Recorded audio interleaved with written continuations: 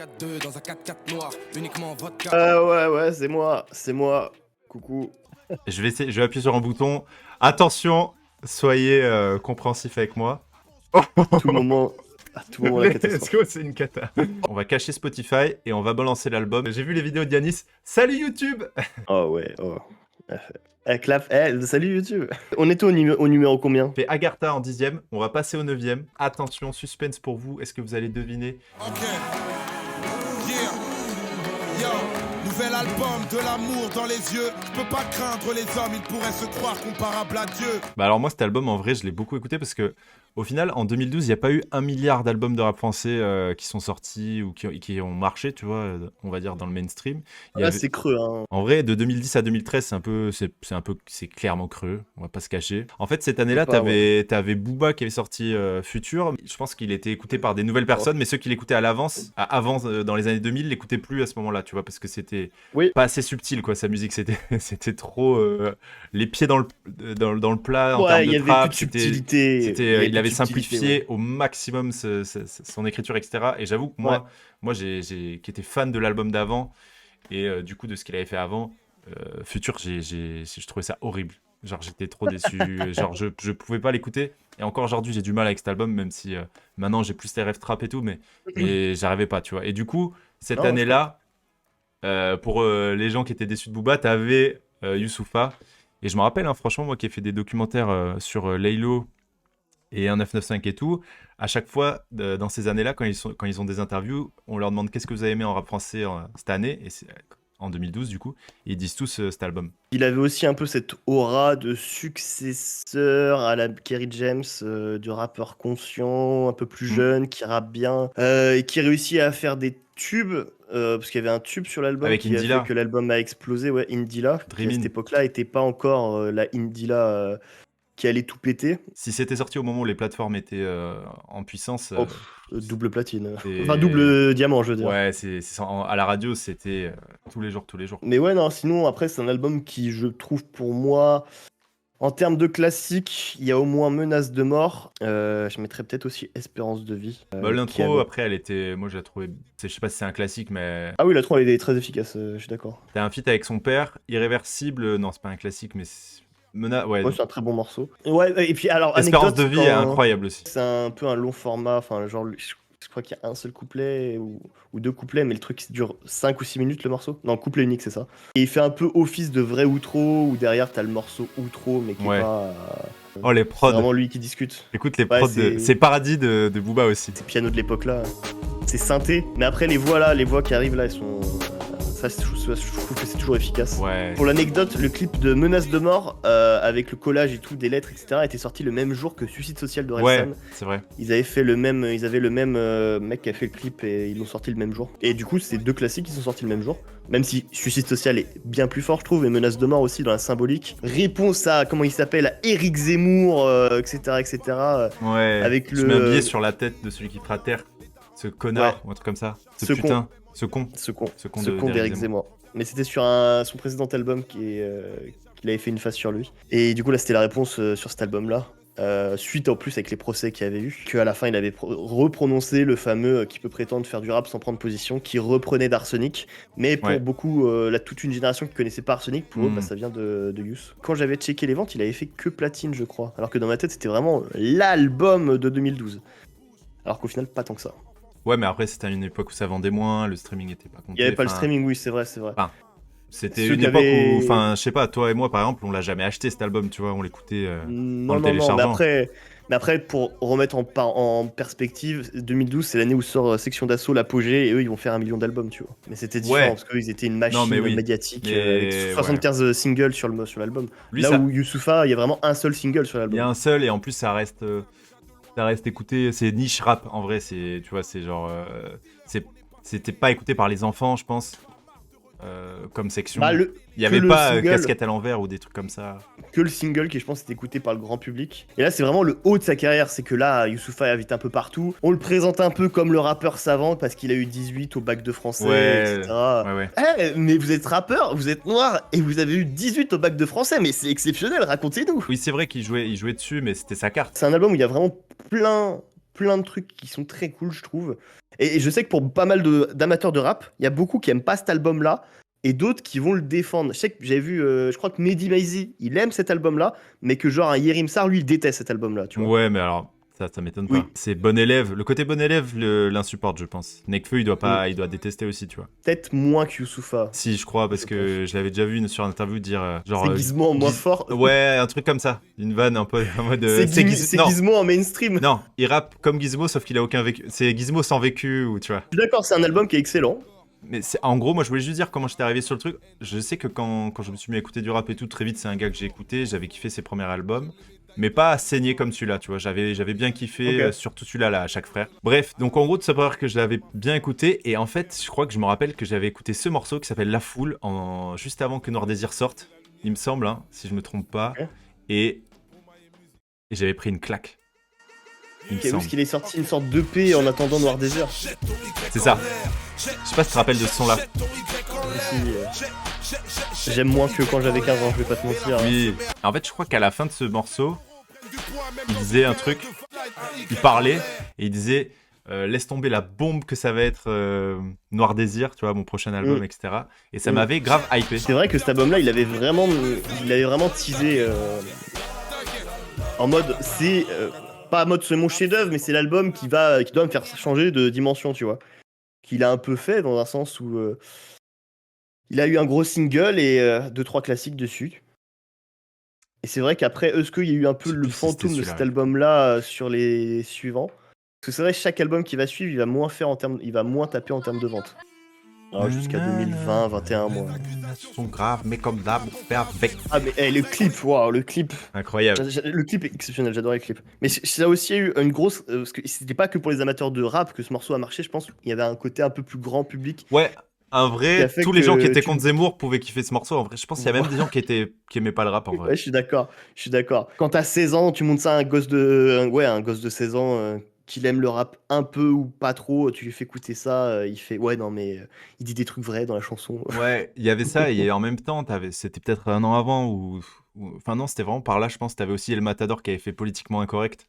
Et il y avait Waouh, aussi oui. ce son-là qui était en mode, ouah, et tout le monde le partageait, je me rappelle sur Facebook et tout, Oui, c'était en c'est mode, vrai. lui il dit les vérités. Il y avait aussi Sniper qui avait sorti un clip dans le même style, mais c'était un peu à la mode, les trucs clip montage critique Ouais, de la exactement. société C'est vrai. 2011-2012. La prod, elle était, les Oh, synthés, oui, ils oui. étaient à l'envers, c'était oppressant. Bon, et musique. De toute façon, à cette époque-là, il n'y avait pas Ah, non il plus était une trop énorme chaud. concurrence, hein. À cette époque-là, les plus gros vendeurs, c'est Rof, Booba, La Fouine, Section d'Assaut.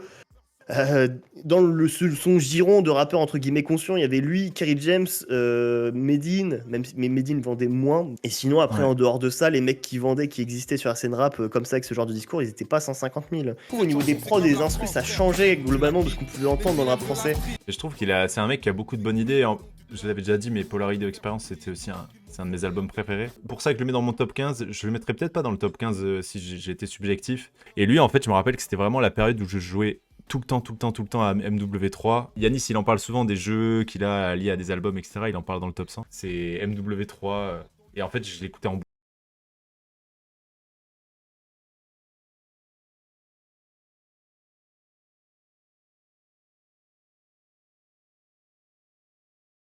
Celui que j'ai le plus écouté clairement de Nekfeu. En fait, je trouvais que le côté double album, c'était tellement long de tout écouter. À la 5e fois où j'avais écouté le double, j'ai l'impression que je connaissais toujours pas le truc, tellement c'était long à écouter. Quand t'es pas fan d'un artiste, un double album, ça fait chier, mais quand t'aimes bien, au final, je trouve que t'as à manger pour hyper longtemps. Et voilà, un peu comme Rof il faisait à l'époque, tu vois. À la 5e écoute, on était en 2023.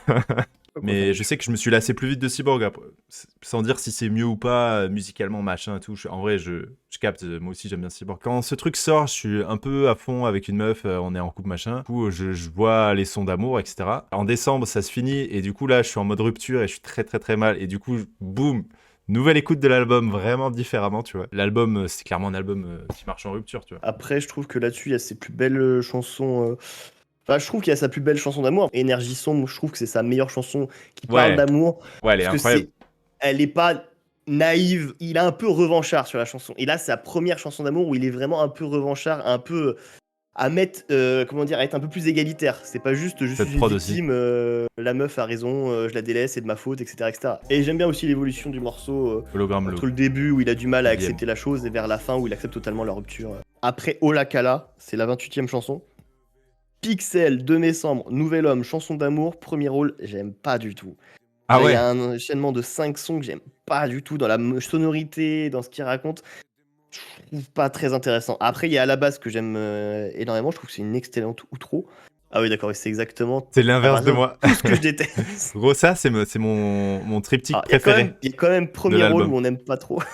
Ouais, celle-là, je la trouve un peu lourde. Premier pas, la chanson, la 14 à la 20, que je trouve exceptionnelle. Hmm. Et il y a juste quoi à la mouillée qui est peut-être un peu trop, comment dire, un peu trop, ouais. Mais sinon, après, jeux vidéo et débat, Ken Kaneki, oh là là, c'est le haut niveau. Hmm. Ces deux chansons, je trouve, sur l'album. Et CDG, LAX, JFK, etc., etc., avec le escrew, Nick ta mère. C'est Ouais, bon, ça, ça j'aime me fout. pas. Ah, Sous mais les ses nuages, potes, elle me casse les couilles. Sous les nuages, ouais, et ça me fait chier que c'est un morceau mid qu'il a clippé. Alors qu'il a 28 chefs-d'œuvre, qu'il en a pas mis en image depuis 2016, C'est vrai. depuis Feu. Et il a Et il a choisi Sous clippé les nuages. 17 chansons de Feu. Sur 23 chansons, il a clippé 17 chansons de Feu. Et là, depuis, il n'y a plus rien. Et il sort juste un clip de la deuxième partie, Sous les nuages, qui est un morceau mid. Ouais. Pour, je pense, cet album-là, c'est 34 titres. C'est un album qui peut être mitigé, je pense, sur certains aspects, parce que bah, c'est très long. Et je pense, à l'inverse, tu le condenses en 19-20 chansons, t'as son chef-d'œuvre ultime. Ouais, carrément. C'est l'album sur The Nekfeu que j'aime le plus de choses, en fait. Il y a le plus, en termes de nombre de Ouais, chansons, voilà. En gros, c'est ça, moi aussi. c'est ça qui gagne sur le reste. Si je réfléchis bêtement, j'aime 10 sons dans Cyborg et j'en aime 25. Aussi l'évolution entre le début où il a le cœur brisé et à la toute fin. Voilà, il va mieux, il y a une direction artistique, tu vois, il y a une Ouais, logique. C'est non, pas juste un carrément. double album où il y a 30 sons, voilà, 30 sons. Non, là, il y a une direction artistique, le truc est vraiment pensé pour être son truc le plus abouti, Oui, son oui. plus gros chef-d'œuvre, etc., etc. En fait, ils voulaient que ce soit touffu et dense, etc. Et ça l'est, Mm. tu vois. Et je crois qu'ils avaient une ref. Diaby, il me semble qu'il avait dit qu'ils avaient To Pimp de Kendrick en Mm. ref. En mode, tu sais, album œuvre totale. Mais c'est vrai qu'en termes de jusqu'où il a été à se casser le cul pour faire un album et tout, en mode un peu euh, vraie œuvre jusqu'à la perfection, machin. J'avais vu un moment, en fait, Nekfeu et PNL, ils sortaient un album la même année. Ils font 2015. 2015, ils en sortent deux les deux. Bon, Ouais, Nekfeu, c'est sa réédition, mais vas-y, on dit qu'il a deux sorties en 2015, non, c'est vrai, c'est une en vrai, c'est vrai. 2016, fin Ouais. d'année, et 2019 à 2 mois près. Tu vois. En vrai, ils étaient grave sur le même rythme. PNL et Nekfeu dans le sens où aujourd'hui, t'as plus rien qui est sorti d'eux. Ouais, voilà, PNL, ouais. ils ont sorti un son par rapport à ce qui se passe à Gaza. Et Nekfeu, lui, fait des feats à droite à gauche tous les Ouais. 6 mois pour des potes à lui ou des mecs qui kiffent le taf. Mais sinon, les deux sont ultra discrets. Ils Là où reviennent avec PNL, un album en commun. trois frères. En tout cas, voilà, c'est les mecs qui niquent tout en indépendant et que du coup, leur absence fait beaucoup de bruit. Et voilà, on est en 2024 et les gens attendent encore un album de Nekfeu. Mm. 30 000 euros en poste, puis ça me bosse. Chargé à l'angle, c'est en glock. Nom d'un pimous, motherfuck, bomba clock. Qui à 41 ans fait un son comme ça? La fulgurance du rappeur vieillot à 41 ans, tu peux l'avoir. Mais sur tout un album, cette énergie-là. D'ailleurs, seul cover sur lequel il n'y a pas Booba, pour la simple et unique raison qu'il n'a pas eu le temps de shooter la cover. Parce qu'il voulait absolument sortir le truc le 4 décembre et humilier Rof au niveau Ouais. des chiffres de vente. Parce qu'il savait que s'il devait attendre le prochain album de Rof, il serait vraiment tellement fini qu'il n'y aurait plus de concurrence. Dernier classique de Booba en termes d'album, on peut dire. Ouais. Qui était un peu, entre guillemets, pas inespéré, mais pas attendu sur tous les points. L'album en soi était pas attendu. Le fait que ce soit un classique, pas attendu. DUC, il l'a sorti en C'est- avril. Ouais, voilà. Donc c'était 8 mois, un peu C'est peu, hein, franchement, 7 mois et demi. c'est peu, Ah oui, alors non, que lui, il mettait c'est peu. des 2 ans. Donc c'est peu. Et en C'est fait, peu. il disait en interview, ça revient un peu au rythme qu'il avait, album, année d'après, Autopsy, tu vois, mixtape. Ouais. Et du coup, en vrai, il Même a là, été limite c'était- construit comme une mixtape. Il a fait hyper, Ouais. hyper spontanément cet album-là, quoi. Mais là, c'est très différent parce que même sur les autopsies, il y avait pas tant d'inédits que ça. Il y en avait à tout casser 4-5. Là, il y en a 13. Bon, après, il va combler à droite à gauche avec des featuring avec des gars de son label, ce qui permettait en plus d'ailleurs de mettre en avant tous les mecs du 9-2i, Benach, C-Boy, Damso. Du coup, le dernier album avec la formule de Booba qu'il a eu plus ou moins toute sa carrière, c'était DUC, qui va être, à l'inverse, lui, dure 19 titres. et qui va vraiment avoir la même constance d'un album de Booba, et que c'est à partir de Nero Nemesis que tu regardes Throne Ultra. Throne, enfin ça va, il met 2 ans à le sortir, mais Ultra il va mettre 4 ans, et c'est des albums beaucoup plus courts. Et en fait, si tu sens qu'avec le temps, bah, il a du mal à se renouveler au niveau des prods. Enfin, il y a moins de prods qui vont le plaire, et du coup après il y a aussi au niveau du texte, des flows, etc. Il arrive à moins être varié, etc. À partir de Nero Nemesis, son dernier classique, que c'est un peu le début de la fin en fait. Je vois ce que tu veux dire, mais le début de la fin, alors que Throne, il est Oui, il est début diamant, Ce que je veux dire, quand c'est même début de la fin un peu vite début dit. de la fin. Non, pas début de la fin au niveau des ventes, début de la fin au niveau de la fin de sa carrière, en mode il va arrêter la musique. Là, demain, il sort un album, il pourra faire encore platine facile, tu vois. Mais le truc, c'est que il veut pas faire un album, l'album de trop, tu vois. Et c'est même pire, c'est il rentrerait dans un cycle à essayer du coup à ressortir un truc pour faire oublier cet album-là. Il pense trop à l'instant T au niveau des singles, au niveau des streams, etc. Il pense pas assez à ce moment-là sur l'héritage, sur l'impact, le choix des sons, etc. Sur le fait que c'est le dernier album, la symbolique, tout ça. Il est vraiment dans une optique commerciale, marketing. L'album, c'est un peu un accident heureux, hein, parce que même s'il sortait à ce moment-là un album aussi rapidement, déjà qu'il soit bien, c'est un miracle. Mais alors le fait qu'il soit un classique, ça c'est. Puis cette année-là, il y a SCH qui sort à 7, PNL qui sort Le Monde Chico, Nekfeu qui sort Feu. Enfin, il peut sortir un album là et passer pour un énorme ringard. Un peu l'album de papa, enfin l'album des vieux, tu vois. Un peu comme Rof qui va avoir en termes d'image. Et au final, c'est tout l'inverse. C'est vraiment l'album qui va aussi plaire à des mecs de 18 ans alors que le gars a 40 ans et que c'est pas normal, tu vois. Et ouais, les classiques qu'il y a dessus, Walla Bok, 9 de Yveron, oh là là, et c'est giga hit. Giga hit, sans doute le plus gros hit de sa carrière à ce moment-là. Et après, il va le faire un autre qui va être DKR, qui va être de nouveau le nouveau plus gros hit de sa carrière. Ouais, après, il y avait Validé qui était quasiment, tu vois. Ouais, Validé qui avait aussi très très bien marché avec Ben H, mais que je trouve de moins bon goût. Les trucs les moins bons à parler de cet album-là, c'est peut-être U2K avec Twinsmatic qui est vraiment de mauvais goût, je trouve. Ouais. En plus, c'est marrant, Et je sais pas pourquoi, c'est le seul où il met le feat du producteur. Habibi, je suis moins fan. Ah ouais, moi, Et Charbon, je suis moins fan. Ah ouais, mec, Charbon, j'adore. Mais Je suis au charbon. là, Non, j'aime je pas. sais que Yanis et moi, on est fans de Charbon. Ah, j'aime beaucoup moins. Mais toi, il y a des trucs que je trouve un peu trop, un peu corny, un peu. Ah non, pas du tout. Pas de très bon goût au niveau du choix des mélos, un peu. Mais après, voilà, quand tu prends l'entièreté de l'album, ça reste quand même dans le moins bien. Non. Non, moi, c'était carrément ma préférée. Donc, contrairement, par exemple, à, on va dire, Noir Désir, Casseur Flotteur et tout, qu'on a déjà passé dans le top, c'est pas forcément des trucs que je réécoute tout le temps. Je peux réécouter, je vais être content, mais j'y pense pas à le réécouter. Alors que celui-là, il est encore dans mes trucs comme si c'était sorti il est encore dans mes plaisirs récents. C'est même pas de la nostalgie. Okay, je capte. Alors que, en vrai, 2013-2015, tu vois, il y a que 2 ans d'écart. Hein. Il écrit extrêmement bien aussi sur. C'est le très très haut niveau de son écriture sur cet album-là. C'est vrai. Que je veux dire, des morceaux comme Les Autres, 4G, Génération Assassin ou à la Boc, l'intro. C'est plein de phases qui sont restées un peu, genre personne te regarde comme le handball, vroom vroom, je fais des roues arrière dans le cul de ta madre. Ça, c'est. Je vais te niquer ta mère, on va repasser l'action. C'est vraiment, c'est tellement boobaesque dans l'écriture. Il a quand même cette science pour qu'on se rappelle de certains trucs, tu vois, des certaines phases. Et ça, Booba, tu vois, j'invente rien, tu vois, c'est vraiment le plus fort de tous les temps dans le rap français pour ça. Et quand t'es en soirée et que t'as un vroom vroom qui passe, tout le monde est trop content, tu vois. U2K, U2K, je sais pas comment on dit. Moi, c'est pareil, c'est mon seul, vraiment le seul que j'aime pas. Le seul. Okay. Moi, j'aime vraiment tout.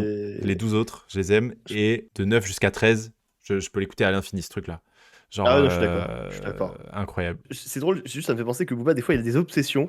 C'est-à-dire que là, à ce moment-là, quand il dit Omar et PNL en 2017, c'est que là, le monde Chico, enfin, oui, les fans de dans PNL. la légende vient de tout niquer, et que lui, il est en mode, il veut son feat avec PNL. Dans sa tête, c'est vraiment, putain, si j'ai le feat avec PNL, c'est un classique, je nique tout le monde. Ils veulent le faire avec personne, mais peut-être moi, je vais y arriver. Peut-être, du coup, au bout d'un moment, un peu pris le seum de pas avoir réussi, et du coup, ils existent plus trop dans sa tête. Putain, et Coco, ça fait 2 mois qu'il est sur Booba. Il a juste parlé, rien à voir avec l'album, hein, mais il a parlé pendant 1 heure, tout seul, comme le fou dans le train. Allez, on va changer. Allez, on va arrêter avec le fou là du train. Donne-moi autre chose là, donne-moi autre chose parce que là j'en peux plus. Là. Autour de moi, tous ces gens qui m'aiment. Je veux toucher le soleil avant que la pluie ne vienne. T'inquiète pas, seuls les faibles se font bouffer par le système. Si t'étais fan de rap en province, en plus, t'es blanc, Ah bah, laisse tomber comment Orelsan, tu c'est le- te le prends, mais Ouais, c'est un ça, missile, c'est un missile que tu te prends c'est dans la le tête. premier rappeur auquel tu peux t'identifier parce Ouais, qu'il voilà. raconte des trucs En fait, c'est de ton ça. quotidien. En fait, limite, avant lui, bon, moi, j'écoutais pas de rap depuis, ça devait faire 6 mois, tu vois, mais je savais même pas qu'on pouvait s'identifier, tu vois. Genre, Ah on oui, je écoutait capte. pour autre chose, Ouais. on écoutait pour autre chose, tu vois. Et là, tout d'un coup, Oui, c'est oh, vrai. mais attends, tu sais, genre, c'était pile le moment où on était en train de commencer à boire des mélanges. Enfin, moi, je sais qu'à 14 ans, c'est à peu près ce moment-là où j'ai commencé à boire, tu sais, genre, Ouais, du je Sky, du capte. Coca, de la vodka, machin. Et tu sais, c'est un peu tout ce qu'il raconte dans son premier album. Et genre, t'es en mode, mais c'est quoi ce mec qui raconte ta vie? Forcément, t'as l'impression d'être nul à 14 ans. Donc, quand il dit que c'est une merde avec les meufs, tu t'identifies. Enfin, voilà. Et en plus, il était très drôle, très piquant. Tu vois, ce qu'il y avait dans Jimmy Punchline, il était très fougueux, quoi. Le deuxième album sort en 2011. Ben, évidemment, on a 16 ans, nous deux. Et on est juste encore complètement dedans, tu vois. Et ça veut dire que quand c'est sorti, ça, je l'ai écouté en Ouais, boucle c'est pendant ça. longtemps. Même les sons que j'aimais pas. Je me rappelle que Si Seul, au début, maintenant j'aime bien. Avant, j'aimais Ah, pas. j'adore Si Seul. Bah, maintenant, moi aussi. Mais à la base, je suis en mode, ouais, double vie, Si Seul et tout, les chants où ils Ouais, chantent, aussi, ouais. je déteste, machin. Mais je les écoutais Ah, quand moi, je même, tu kiffais. vois. Je trouvais qu'il y avait un mauvais goût quand même dans ces refrains-là. Le propos me C'est faisait terrible. passer outre la prod qui me parlait pas tant que ça. Double vie, et qu'après il y a Finir mal, les deux chansons qui se Oui, répondent. non mais ça Et d'accord. ça, j'adorais en fait. Et ça me faisait passer outre la musicalité. Peut-être un peu. C'est pas sa meilleure au niveau des prods. C'est aussi l'album où il va y avoir le gigatube La Terre est ronde. Ça va pas non plus faire l'album de lui une star. Mais c'est un peu comme Youssoupha, tu sais, il a le single Ouais, qui c'est va lui ça. débloquer un petit peu des trucs à droite à gauche. C'est lui débloquer le stade platine Il va y avoir aussi le single Ils sont cool, mais moins grand public. et qui les a motivés à faire les casseurs comme Les casseurs flotteurs, hein. Il y a, je peux comprendre que l'aspect de certaines prods soit pas tout le temps du meilleur goût, mais globalement, je trouve l'album toujours extrêmement bien écrit. Il écrit toujours extrêmement bien, efficace dans son écriture, avec des classiques. Il y a Suicide Social, Bah, j'allais dire Raelsan, en fait, Raelsan, ouais, voilà. si vous voulez savoir mon niveau d'yanklisme de l'époque, il le sort à 11h30, un truc comme ça. Ou 11h50, je sais plus. Et moi, j'étais en cours jusqu'à midi. Et je voulais l'entendre au bon moment. Donc, j'ai fait genre à ma mère que j'étais malade pour l'écouter à la seconde près. Et le plus. Ouais, horrible. Et le plus marrant, c'était que. En fait, j'ai été chez mon père et j'ai eu une galère d'internet. Et donc, en fait, je l'ai écouté 30 minutes après. Mais du coup, en vrai, Raelsan, je trouve que pendant longtemps. Je me disais, c'est quand même son plus grand morceau, tu vois. Je sais pas, en termes de. Un vrai chef-d'œuvre dans sa carrière. Perdu d'avance, c'était vraiment l'album de branleur ultime. Là, c'est l'album un peu post-succès du premier album. Oui, fade. Ah ouais, c'est ça. Glacial. L'euphorie de la jeunesse qui disparaît d'un coup aussi. Même s'il a 26-27 sur Perdu d'avance, bah, c'est un album qui a été fait sur 10 ans. Mais de toute façon, ça qui est bien avec la carrière d'Orelsan, quand même, chaque album est différent et raconte quelque chose d'autre. En fait, il a tellement pas confiance en lui. Il se prend la tête à vouloir que chaque album soit comme un film et du coup il faut que ça raconte un truc précis par album, donc en gros la jeunesse, le post-succès, après petite parenthèse où il raconte la jeunesse mais cette fois avec Gringe par rapport à une relation et ensuite la fête est finie, le titre est explicatif et puis après Civilisation où il pense au futur, à faire des gosses et il déteste sa meuf. Bref, c'est la patte d'Orelsan quoi, c'est de rentrer, il est incapable de faire de la musique sans thème. Il y a un thème à une chanson, il le respecte très scolairement, tu vois, et c'est vrai que des fois, je me rappelle à l'époque et tout, dans les années 2010, je me disais, mais pourquoi il fait pas comme Booba? Juste, il sort que des phrases de connard pendant... Mais lui, s'il fait ça, ça veut dire que ça sera le thème de la chanson, ça sera « je suis un connard ». C'est vraiment un album où il y a des trucs qui se répondent. C'est que t'as Double Vie et ensuite t'as Mauvaise Idée. Ensuite t'as 1990-2010. Et t'avais aussi Suicide Social avec Elle viendra quand même. C'est vraiment des chansons qui vont par paire. Ah, et aussi, putain, oui, la chanson La Morale, que je trouve être super touchante sur le côté où le constat sur un de tes meilleurs potes qui va pas avoir la vie qu'il devrait avoir ou qui va pas. Ouais, sur Gringe, ouais. Ouais, qui gâche un peu sa vie lui-même, tu vois. Qui fait les mauvais choix, etc. Et qui, du coup, t'as ce goût amer du voir ton pote. Surtout que lui, il pétait, quoi. Il était en train de péter et... Ouais, c'est ça, exactement. Il y avait un fossé qui se mettait entre deux et je pense qu'en plus, ça devait abîmer leur relation, tu vois. Mais Ouais. en vrai, c'est typiquement le genre de mec, Orelsan, je pense, qui est très pudique et qui... C'est la chanson... c'est le truc qu'il aurait voulu dire à Gringe, mais qu'il aurait jamais pu lui dire, et donc il en fait une chanson, Ouais. tu vois. C'est genre, c'est des trucs qu'il doit Je capte. penser tous les jours et qu'il doit pas Ouais. pouvoir dire. Et en fait, au bout d'un moment, il faut que ça sorte, et ça sort dans une chanson, même si en vrai, le frère d'Orelsan, Clément, là, il disait que.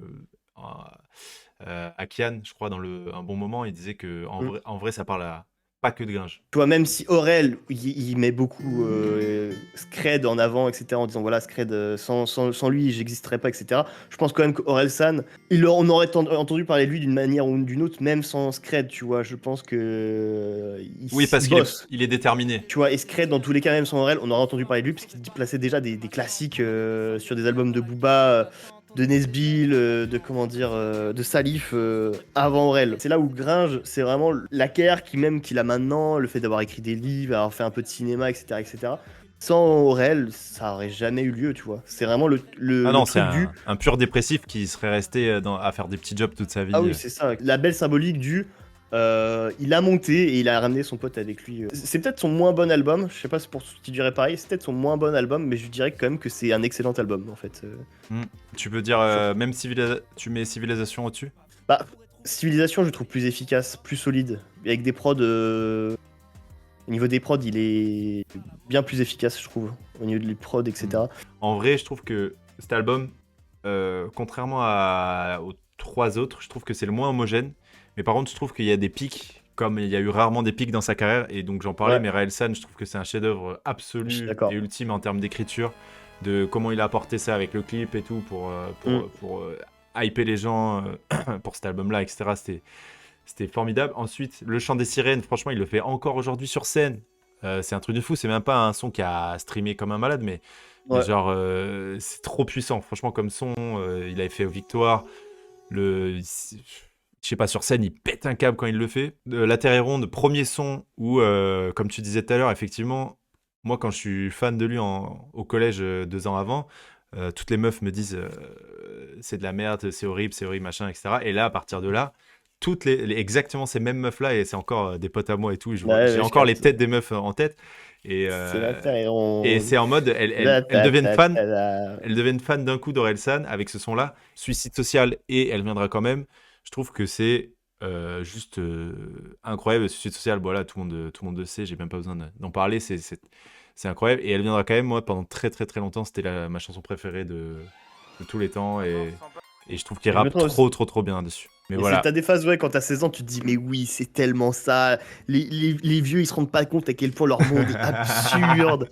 Oh là là, et vraiment, moi j'ai compris le monde et eux, ils les comprennent tellement pas. Genre, comment ça se fait qu'il accepte aussi bien? Oh là là, voilà, mais genre vraiment en mode, vous vous rendez compte, vous avez pas honte. De vivre d'une manière carrée. Sinon, à rajouter, je dirais la petite marchande de porte-clés aussi, qui a Ouais, un carrément.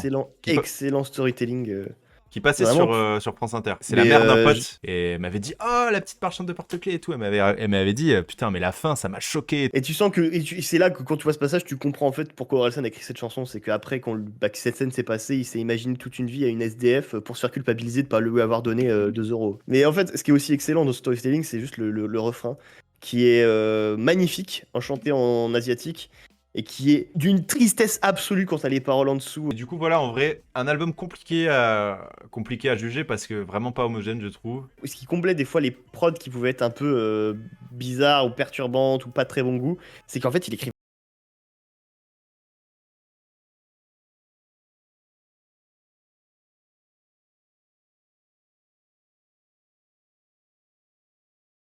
Non, sérieusement. Oh là là. Mais c'est les prods aussi, là. Hein. Dioscures, excusez-moi. Et d'ailleurs, Dioscures qui a commencé avec Tortoise, voilà. Grenoble. Et je me rappelle l'avoir écouté dans le taxi en sortant de l'avion pour aller chez moi. Et genre, j'ai pas capté, quoi. Je me suis dit, mais c'est quoi cet album? Je me rappelle de m'être dit, je comprends rien, mais je sais que je vais le réécouter et que je kiffe. Je capte. Ça, c'est ce genre de truc où tu comprends pas spécialement ce que t'entends, mais tu dis, waouh, attends, je sais pas trop quoi en penser. En fait, j'avais du mal à me dire c'est quoi mon son préféré. Par exemple, j'arrivais pas trop à les séparer. Les sons, je me rappelle que j'avais kiffé Million Flowers, le papa de toute la New Wave. Hein. Attendez, est-ce que Trinity est le dernier classique du rap français? Bien sûr, bien sûr, allez, chiez-moi dessus. Je mettrais LMF devant quand même. Je préfère LMF. Bah écoute, pour moi non. De toute façon, je l'avais dit dans Top 10 depuis 2020 que LMF, Je pense que c'est un classique. Même en vrai, Calf Infinity et tout, ça sera classique à terme. Earth Tape, peut-être classique. Ah, j'aime pas. Mobius, peut-être classique, je sais pas. Peut-être, Non, ouais. Mobius, c'est peut-être pas assez commercialement fat, tu vois. Mais bon, bref, il y a quelques classiques quand même. Mais pour moi, dans mon cœur, c'est le dernier, tu vois. C'est parce que j'ai beaucoup moins écouté LMF parce qu'il y avait trop de sons. Comme j'ai dit dans la vidéo sur Freeze, je trouvais que l'album il souffrait trop de l'intro. Alors que ça, Trinitis, c'est un album que j'ai écouté en C'est plus entier homogène. avec plaisir, tu vois, pendant. Je capte. Et c'est pour ça qu'il est dans le top, du coup, parce que je l'ai écouté pendant très, très, très, très, très longtemps. Et franchement, toute l'année 2020, j'ai saigné. En plus, après, il y a eu le Covid et donc un arrêt, il y a eu moins de sorties, etc., etc., ou quelques petits EP. Quand il a fait sur scène, incroyable. Et franchement, son concert, le moment, c'est le concert le plus émouvant que j'ai vu de ma vie. Parce que ça se voyait qu'il s'attendait Ah ouais. pas à être là, qu'il n'avait pas prévu de faire Bercy un jour dans sa vie. Et le truc sur cet album-là, ce qui est bien, il y aura un peu, qui va être un peu plus chiant sur l'album qui suit, c'est que les skits, c'est que les trucs un peu le storytelling, etc., vraiment sur des morceaux dédiés. C'est vraiment initialisation, menu principal. Tu peux skip le morceau si t'en as rien à foutre. Oui, c'est vrai, c'est vrai, c'est vrai. Là où l'étrange histoire de Mr. Anderson, c'est intégré au morceau. Ouais. Mais en vrai, l'étrange histoire, je vois, il y en a plein qui en parlent depuis tout à l'heure. Trop bien aussi, hein. Franchement, je le trouve un peu moins bien, moi, mais je trouve que celui-là, il est plus fort dans le côté émotion poussé à son maximum, soit très, très, très énervé, soit très triste. Et moi, c'est vraiment le truc que je kiffe le plus, tu vois, quand t'arrives à pousser une émotion au max, tu vois. Pareil, Bamonos, c'est très lourd.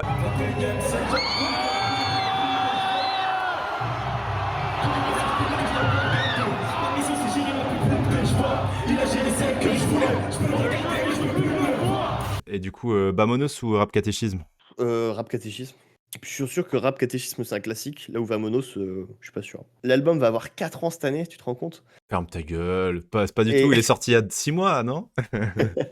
Et du coup, je me souviens juste du couplet de Wheat, ouais, sur Bâtard, Ouais. qui joue un putain de mec qui bosse, ah putain, comment ça s'appelle, un putain d'huissier. Il le fait très très bien. Et du coup, je suis dégoûté que 4 ans plus tard, il a pas pété, il bosse toujours sur ses trucs. Là, je sais que là, il est de plus en plus actif, donc tu sens qu'il va ressortir un truc là en 2024, sûrement avant l'été, mais après, peut-être que les comparaisons avec Laylo, peut-être lui cassent les couilles, donc peut-être pour ça qu'il a temporisé, je sais pas. Là aussi, après Longue Vie. C'est vrai que c'est un album qui est très aquatique.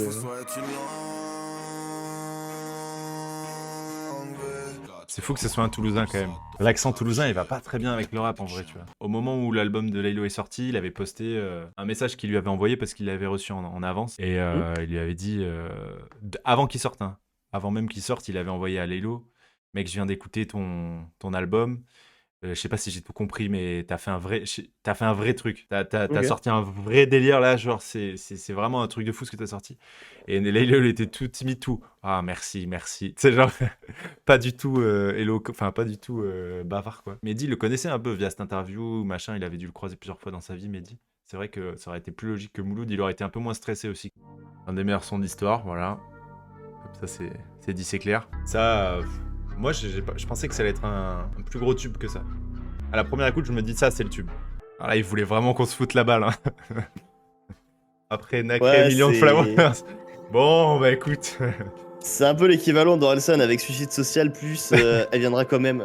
Ah, ouais, vraiment, là, t'es au-dessus du pont, là, t'hésites. C'est bon, t'hésites plus, là. C'est la BO de ton suicide. Et ça, c'est aussi un peu l'époque où Raplume a commencé à exploser, parce que je me rappelle que 2020, ils étaient à fond sur cet album-là. Alvaro, ça se voyait, il était en full kiff sur cet album. Il mettait... Combien de fois ils ont partagé ce genre de son-là? Il a un peu trop joué sur cette carte, j'avoue, digitale et tout, mais en même temps, c'est vrai, quoi. D'un côté, c'est un peu la première génération, là, les 93, je pense c'est un 93, qui ont pu un peu tout faire. Allez hop, vidéo sur Runa. La semaine prochaine, hop, c'est un petit